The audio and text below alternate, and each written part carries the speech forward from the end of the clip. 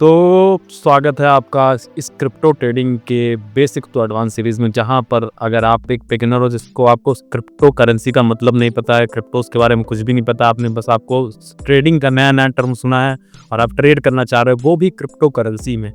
तो ये जो पूरी सीरीज़ होगी, ये जो वीडियोस होंगे, 8-10 मॉड्यूल्स होंगे, इन 8-10 मॉड्यूल्स को जब आप ख़त्म कर रहे होगे तो आप क्रिप्टो करेंसी के बारे में अच्छे से जान जाओगे। प्लस उसमें कैसे आप ट्रेड करना है, कहाँ कहाँ पे ट्रेड करना है, कौन सी ट्रेड लेनी है, कौन सी नहीं लेनी है, ये सारी चीज़ें आपके माइंड में जो भी डाउट है वो सब कुछ खत्म हो जाएंगे। आ जाते हैं पहले टॉपिक पर। देखो बेसिकली क्या है क्रिप्टो करेंसी, होती क्या है ट्रेडिंग में भी हम समझेंगे पहले, ठीक है, लेकिन उससे पहले हम जानेंगे क्रिप्टो करेंसी क्या है। देखो क्रिप्टो करेंसी क्या है, कुछ भी नहीं है, जस्ट एक सिंपली डिजिटली एसेट्स कह सकते हो या डिजिटली फॉर्म करेंसी कह सकते हो। देखो सिंपल सा क्या रूल है, पहले क्या होता था, पहले के ज़माने में, आज से बहुत टाइम पहले क्या होता था, बार्टर सिस्टम चलता था कि जैसे फॉर एग्जांपल मेरे पास गाय है, ठीक है, और मैं बेचता हूँ दूध, तो मैं किसी को दूध देता था, वो मुझे बदले में अनाज देता था, गेहूँ देता था। तो पहले क्योंकि करेंसीज कुछ थी नहीं, तो भाई जो मैंने एक मेरे पास कोई एक सामान उग रहा है, एक सामान मेरे पास है, गन्ना मेरे पास है, तो मैंने किसी को गन्ने दे दिए, तो उसने बदले में मुझे चावल दे दिया। तो ये सिस्टम पहले चलता था। फिर एक कॉमन करेंसी आई, लोगों ने सोचा यार सबके पास तो सारी चीज़ें नहीं, तो सबको सारी चीज़ें बाय करना है, तो कैसे कर सकते हैं। तो कॉमन करेंसी इंट्रोड्यूस करी गई एज अ पेनी, सिक्का, नोट, जो भी चल रहा है। पहले तो सिक्के थे, ठीक है, तो फिर उसके बाद गोल्ड वगैरह सारी चीज़ें आई।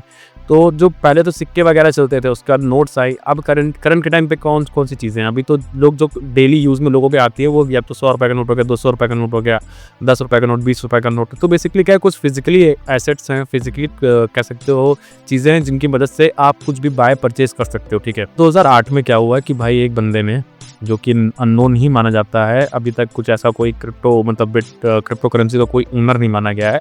तो क्रिप्टो करेंसी बेसिकली ऐसे इंट्रोड्यूस हुई थी कि किसी के पास डिजिटली मनी कैसे हो सकता है, ठीक है, डिजिटल के फॉर्म में, कि यार उसके पास कोई करेंसी जिससे वो बाय सेल कुछ ना कुछ कर सके।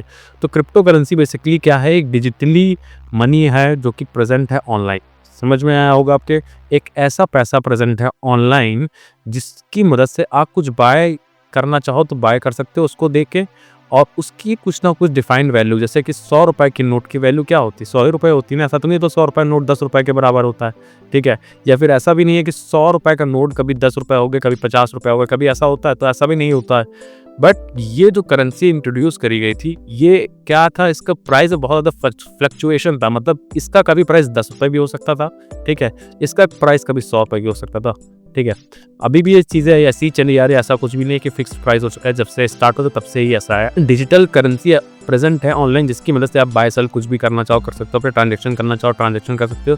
सेफ है, सिक्योर है, बहुत कम चांसेस है कि इसको आपके वॉलेट से या कहीं से चुरा सके। जैसे क्या था पहले के टाइम पे, भाई पैसे से चोरी हो जाते थे बैंक वगैरह से। ये एक ऐसी चीज़ थी कि भाई ये आपके प्रेजेंट तो है लेकिन आपको दिखाई नहीं दे रही है। ये करेंसी ऐसी है, प्रेजेंट है ऑनलाइन, दिखाई नहीं दे रही है, कहाँ स्टोर है किसी को नहीं पता।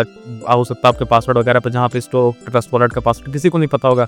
वैसे कि ट्रस्ट वॉलेट भी बताऊंगा फ्यूचर में, बट समझो जहाँ पे करेंसी स्टोर होती है वो कहीं ना कोई वॉलेट पे स्टोर होती है, वो भी वॉलेट भी डिजिटली वॉलेट होता है, कोई ऐसा नहीं होता फिजिकल वॉलेट नहीं होता कि आपके पर्स की तरह है।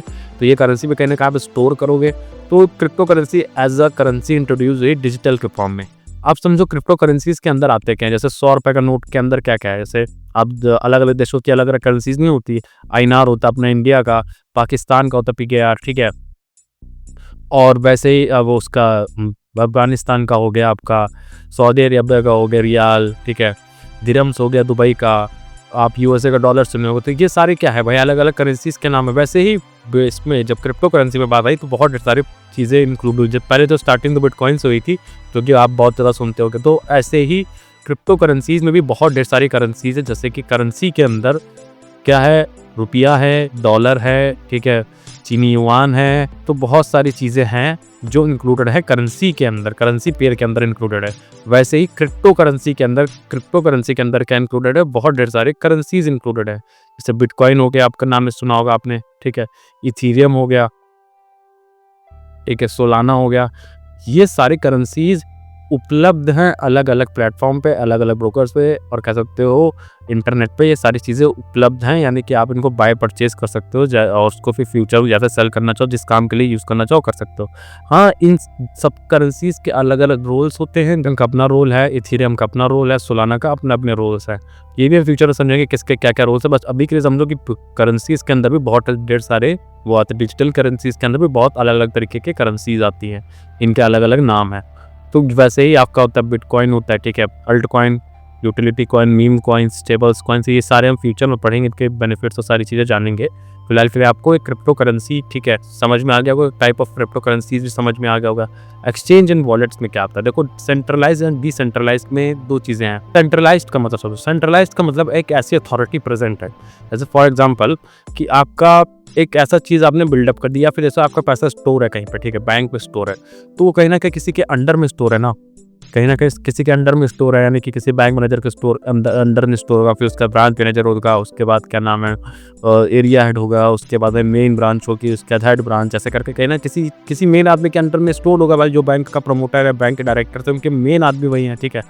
तो ये क्या सिस्टम कहलाता है, सेंट्रलाइज सिस्टम कहलाता है। मतलब एक आदमी है, एक सेकेंड, एक आदमी है और एक आदमी के अंडर में बहुत सारी चीज़ें चल रही हैं, ठीक है, मतलब इसके अंदर बहुत सारी चीज़ें चल रही हैं, तो ये क्या कहलाएगा, सेंट्रलाइज्ड, ठीक है। अब इसमें अलग अलग थोड़ी सी चीज़ें होती है कि भाई सेंट्रलाइज चीज़ों में क्या होता है कि भाई आप क्या नाम है, टाइम ज़्यादा लगता है, ट्रांसपेरेंसी कम होती है, ठीक है, और आप कह सकते हो बहुत स्लो तरीका होता है सेंट्रलाइज। डिसेंट्रलाइज में क्या है, कोई मालिक नहीं, ठीक है, इंटरनेट पे प्रेजेंट है।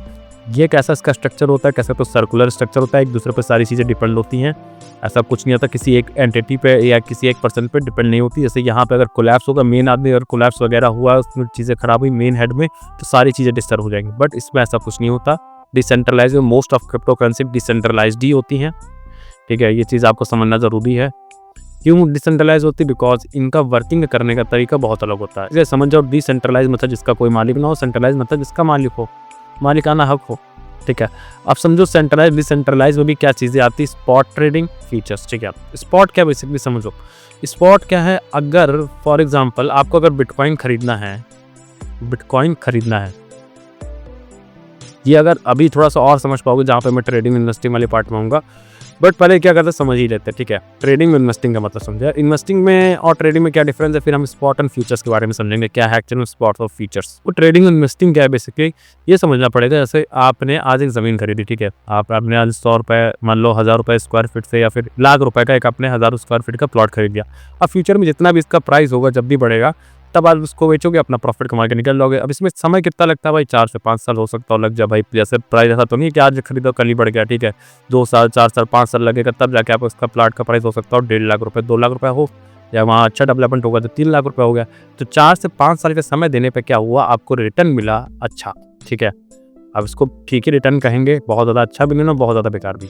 बट यहाँ पे लोगों ने देखा कि यार भाई ये तो बड़ा गड़बड़ मामला है, अगर वो तुरंत पैसे कमाने तो कैसे कमाएं। तो बेसिकली क्या है, टेक्निकल एनालिसिस करके आप कुछ भी सामान खरीद रहे हो और उसको बेच रहे हो फटाफट। मतलब ये एक बेसिकली ऐसा तरीका था जिसके ज़रिए लोगों ने इन्वेस्टिंग का एक नया फॉर्म लेके आ गए, जहाँ पर छोटे टाइम फ्रेम पे, मतलब अगर एक दिन हो गया, ठीक है, 1 डे 2 डे 3 डे के अंदर, ठीक है, जिनको जल्दी जल्दी प्रॉफिट करके निकलना है, ये वो तरीका था जिससे लोग प्रॉफिट कर पा रहे थे, ठीक है।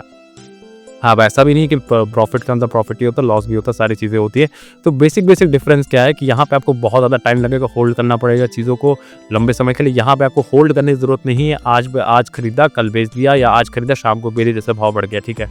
तो ट्रेडिंग कैसे किसके ज़रिए से होती है, बेसिकली टेक्निकल एनालिसिस होती है ट्रेडिंग में, कि कैसे आप एनालाइज करके, चीज़ें पढ़ के, चीज़ें समझ के आप किसी चीज़ का प्राइस कम में खरीदोगे और तुरंत रात में ऐसे उसका प्राइस बढ़ जाएगा, बेच दोगे। एक ही दिन के अंदर खरीदना, एक ही दिन के अंदर बेचना, it's all about trading. This is right for beginner, ठीक है। तो यार बिगिनर्स के लिए सबसे राइट चीज़ क्या है, समझो ट्रेडिंग की इन्वेस्टिंग है। देखो सही बताए तो यार, अगर सबसे बिगिनर के लिए तो बेस्ट क्या कहोगे मेरे अकॉर्डिंग, वो तो है यार इन्वेस्टिंग, ठीक है। ऑब्वियस है, चला आ रहा है, investing is always good thing. आप किसी चीज़ में इन्वेस्ट कर रहे हो, कोई भी ज़मीन में, गोल्ड में, बिजनेस में, कुछ में, कुछ चीज़ में इन्वेस्ट करो, मैक्सिमम चांसेस क्या होता है यहाँ पर कि अच्छा निकल के आता है, क्योंकि इसमें कोई बहुत रिस्क कम हो रहता है, ठीक है। प्लॉट वगैरह में हो गया, गोल्ड वगैरह में हो गया, इसमें रिस्क क्या है, नेग्लिजिबल रिस्क होता है, बहुत कम रिस्क होता है। ट्रेडिंग में क्या है, टेक्निकल एनालिसिस पे, यानी कि आप देखिए कितनी अच्छी पढ़ाई करी, कितने अच्छा चार्ट पैटर्न को समझा, कितना अच्छा एनालिसिस किया हुआ है, कितना अच्छा उस चीज़ को समझा हुआ है, उसके अकॉर्डिंग यहाँ पे आके आप ट्रेड करते हो, ठीक है। तो ट्रेडिंग क्या है, रिस्की चीज़ है कंपेयर टू इन्वेस्टिंग के। तो बिगिनर के लिए इन्वेस्टिंग ज़्यादा ज़रूरी है, बट अल्टीमेटली एक बिगिनर, एक एकदम जो नया मार्केट में आया है, वो इन्वेस्टिंग नहीं कर सकता, क्योंकि इन्वेस्टिंग लगती है अच्छी खासी कैपिटल, ठीक है। कोई भी छोटी कैपिटल से स्टार्ट नहीं हो सकता, ट्रेडिंग छोटी कैपिटल से स्टार्ट हो जाता है और छोटे टाइम फ्रेम पे छोटी कैपिटल से ठीक पैसा कमाया जा सकता है, जबकि इन्वेस्टिंग में समय लगेगा और स्टार्टिंग में पैसा किसी के पास नहीं होता। तो एक बिगिनर को ना चाहते हुए इन्वेस्टिंग छोड़ के ट्रेडिंग में ही आना पड़ता है। समय नहीं है, इतना वेट करने का टाइम नहीं, पेशेंस नहीं है, तो वो ट्रेडिंग ही करता है। तो मेरे हिसाब से भाई बिगिनर के लिए सही तो इन्वेस्टिंग है, बट वो करता है क्या है, ट्रेडिंग, क्योंकि भाई कल्चर ही ऐसा, ठीक है। जैसे अपने माँ बाप जैसे ने अपने को बड़ा किया, अमेरिका में अलग तरीके के कल्चर तरीके से बड़ा होते हैं बच्चे, और यहाँ पे अलग तरीके से बड़े होते हैं। सबका अपना वो है, सोसाइटी है, सोसाइटी ने भी बना रखा है चीज़ों को, तो भाई ये कल्चर है। तो वैसा ही भाई बेटर क्या है, बेटर तो भाई पता ही सबको क्या इन्वेस्टिंग है, लेकिन प्रेजेंट क्या है, कर क्या सकते हो, वो है ट्रेडिंग। इसलिए समझो 10 रुपये मैंने लगाया, 10 रुपये लगाया और मैंने इन्वेस्टिंग किया था, 10 रुपये लगाया आज, यार 1 लाख रुपये मान लो लगाया, और इस प्लॉट का प्राइस हो गया आज से 2 साल बाद 2 लाख रुपये, ठीक है। तो मुझे क्या रिटर्न ऑन इन्वेस्टमेंट कितना मिला, मैंने 1 लाख रुपये लगाया और 2 लाख रुपये मिल गया, ठीक है। तो यार यहाँ पे तो ROI 2 हो गया, यानी 1 रुपये लगाया 2 रुपये मिल गया यार, ठीक है। 1:2 का ROI हो गया, मतलब रिटर्न ऑन इन्वेस्टमेंट। वैसे रिस्क रिवॉर्ड रेशियो होता है, बेसिकली समझो रिस्क रिवॉर्ड रेशियो ट्रेडिंग में बहुत ज़्यादा कैलकुलेट करना बहुत ज़्यादा ज़रूरी है, इसलिए ये बहुत इंपॉर्टेंट रोल प्ले करता है। देखो यार, trading is all about risk reward ratio और कितना अच्छा रिस्क मैनेजमेंट है, सबसे इंपॉर्टेंट ये चीज़ है ट्रेडिंग में। और कुछ भी इंपॉर्टेंट, सारी चीज़ें बेकार है, बाहर में ऐसा कह सकते हो, सारी चीज़ें जाएँ, लेकिन रिस्क रिवॉर्ड रेशियो और रिस्क मैनेजमेंट, ये चीज़ें अगर आप समझ गए, और तीसरा मनी कॉन्सेप्ट, ठीक है, मनी कह सकते हो मैनेजमेंट, ये चीज़ें सीख गई, तीन कॉन्सेप्ट, तो बहुत सारी चीज़ें आपकी अल्टीमेटली ऐसे ही क्लियर हो जाएंगी, ऐसे ही आप फंड बचा पाओगे, ऐसे ही आप प्रॉफिट कर पाओगे। तो रिस्क रिवॉर्ड रेशियो क्या है, बेसिकली कितना रुपए आप लगाओगे और कितना एक्सपेक्ट कर रहे हो उसके बदले में। तो हमेशा आप कम लगाना, ज़्यादा एक्सपेक्ट करना, ठीक है। ऐसा नहीं होना चाहिए कि आपका हारने के लिए 1 लाख रुपए है और आने के लिए 50,000 रुपये, ठीक है। ऐसा नहीं होना चाहिए। कभी ट्रेडिंग का रूल ही यही होता है कि एटलीस्ट पहले 1:1, यानी 1 रुपये लगाऊँ तो 1 रुपये निकल पाए, 1 रुपये लगाऊँ तो 2 रुपये निकल पाए, ठीक। कभी नहीं होता है कि 1 रुपये लगाओ तो 25 पैसे निकल आए, 50 पैसे निकल पाए। ये ट्रेडिंग है यार, ये इन्वेस्टमेंट या फिर कोई बिजनेस नहीं है। ट्रेडिंग में थोड़ा अलग तरीके से चीज़ें काम करती है, बिकॉज स्टार्टिंग डेज में एटलीस्ट, ठीक है। ये बात अलग है कि भाई जो बहुत बड़े प्लेयर्स हैं वो अलग तरीके से काम करते हैं, उनका अलग तरीका काम करने का, बट हम जो रिटेल है, जो आप मैं है, जो ट्रेडिंग कर रहे हैं यहाँ पर, उनकी ये चीज़ें अलग तरीके से ही काम करती है। तो रिस्क रिवॉर्ड रेशियो क्या है कि भाई जितना मैं लगा रहा हूँ उसके बदले में मुझे कितना निकल के आ रहा है, ठीक है। रिस्क रिवॉर्ड हो गया। लास्ट क्या जाता है, इस मॉड्यूल का लास्ट पार्ट है वो स्पॉट वर्सेस क्या है, फ्यूचर, ठीक है। यही पे मेन चीज़ें हैं, समझो स्पॉट और फ्यूचर क्या होता है यार। अभी ट्रेडिंग आप समझ गए, ठीक है, छोटे टाइम फ्रेम पे प्रॉफिट निकालना, जहाँ पर टेक्निकल एनालिसिस के बेसिस पे स्पॉट वर्सेस ट्रेडिंग, ठीक है। स्पॉट क्या है, स्पॉट कुछ नहीं है बेसिकली, ट्रेडिंग नहीं, sorry, futures, spot versus futures, sorry, ठीक है, फ्यूचर्स। तो राइटिंग पे मत जाना भाई, राइटिंग उतनी अच्छी नहीं है। तो स्पॉट वर्सेस फ्यूचर, देखो भाई नोट पेन वगैरह सब लेके बैठे रहना, ऐसा नहीं कि भाई ये सिर्फ सारी चीज़ें हवा में सुन लो, क्योंकि काफ़ी चीज़ें भूल जाओगे, तो याद करते रहना, पॉइंट्स बनाते रहना, पॉइंट लिखते रहना भाई, फिर जब रिवाइज करोगे खट तो बहुत अच्छा हो जाएगा चीज़ें। तो स्पॉट और फ्यूचर्स में क्या डिफरेंस होता है, बेसिकली समझो स्पॉट क्या है। स्पॉट यार कुछ तुमने रियल में बाय किया, जैसे फॉर एग्जांपल आप गए फॉर्च्यूनर के शोरूम में, भाई बहुत लोग का सपना होगा फॉर्च्यूनर लेने का, क्या वैसे मेरी भी जल्दी आ रही फॉर्च्यूनर, तो रील देखने को मिलेगी आप लोगों को। तो देखो भाई फॉर्च्यूनर लेने का बहुत लोगों का सपना है, फॉर्च्यूनर क्या हुआ, बहुत लोगों ने ले ली, आपने ले ली, मैंने ले ली, सबने फॉर्च्यूनर ले ली, सबके पास एक बढ़िया ब्लैक फॉर्च्यूनर, सबका एक नंबर, सबने फॉर्च्यूनर ले ली। तो ये हो गया स्पॉट, ठीक है, मतलब आपने कुछ पैसे देके फॉर्च्यूनर ले ली, ठीक है। फ्यूचर्स क्या होता है यार, मैंने गया दुकान पे, मतलब शोरूम पे गया, फॉर्च्यूनर नहीं ली, फॉर्च्यूनर के कागज़ ले लिया, ठीक है, फॉर्च्यूनर के कागज़ ले लिया और कागज़ अपने पास रखा हूँ, और उस पर ही मैं ट्रेड वगैरह कर रहा हूँ, उसी पे ही मैं बता रहा हूँ कि अब देखो फॉर्च्यूनर लेने पे क्या है, फॉर्च्यूनर अगर मैं एक्चुअल में खरीद लूँगा तो मेरे पास क्या है, एक असल में फिजिकली बॉडी प्रेजेंट है, फिजिकली चीज़ें अवेलेबल है, यानी कि मैं उसका, यानी आज मैं चलाना चालू कर रहा हूँ तो उसका प्राइस बढ़ भी सकता है, घट भी सकता है। क्यों? क्योंकि अगर मान लो फ्यूचर में फॉर्च्यूनर बनना बंद हो गई, सारी फॉर्च्यूनर ब्लास्ट हो गई, तो मेरे पास ही एक फॉर्च्यूनर है, तो अगर कोई खरीदना चाहे तो मैं उससे खरीद ले। घटेगा क्यों? क्योंकि यार ऐसा तो होने नहीं वाला, तो घट ही जाएगा फॉर्च्यूनर का प्राइस। तो जो चीज़ आप फिजिकली प्रेजेंट है, मतलब जो चीज़ आप फिजिकली खरीद सकते हो, जिसके आप ओनर हो, हकदार हो, ठीक है, वो चीज़ को आप स्पॉट में कंसीडर करना। और अगर आप हकदार नहीं हो, आप चाह रहे हो सिर्फ और सिर्फ उसके डेरिवेटिव्स खरीदना, उसके कागज़ खरीदना। क्यों? क्योंकि कागज़ का क्या है कि भाई आपको पहले तो सस्ते में मिल जाएंगे, ठीक है, ऐसा ज़रूरी नहीं आपको पूरा फॉर्च्यूनर 50 लाख लेके खरीदना पड़े। कागज़ आपको कितने मिल जाएंगे? कागज़ मान लो 10,000 में मिल गया, उस फॉर्च्यूनर पे कागज़ आपने 10,000 में खरीद लिए, क्योंकि आपने फॉर्च्यूनर नहीं खरीदी, फॉर्च्यूनर पे कागज़ खरीदे। आप इसको कंपेयर मत करना कि यार कागज़ खरीदिए तो मेरी हो गई वगैरह वगैरह, सारी चीज़ें मत कंपेयर करना। मैं एक बात बता रहा हूँ कि आपने असल में चीज़ें नहीं खरीदी, आपने उसके कागज़, उसके पेपर्स खरीद लिए।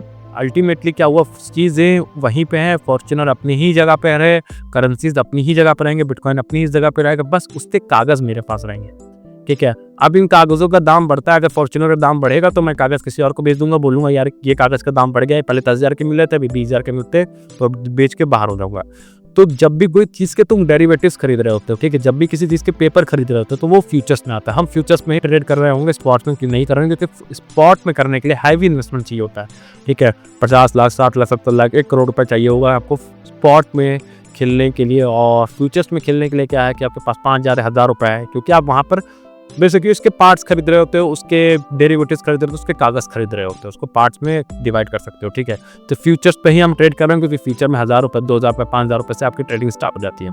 तो ये था पूरा फर्स्ट मॉडल में हमने सारी चीज़ें कवर करी हैं। अगर जो भी एक बिगिनर है, ठीक है, आपको कुछ भी नहीं पता है ट्रेडिंग के बारे में, ठीक है, क्रिप्टो ट्रेडिंग के बारे में कुछ भी आइडिया नहीं है, तो ये पहला मॉड्यूल देख के उसको थोड़ा बहुत आइडिया लग गया होगा। बाकी हम फ्यूचर में जैसे जैसे मॉड्यूल पे बढ़ते आएंगे तो आइडियाज़ और ज़्यादा क्लियर होते जाएंगे भाई।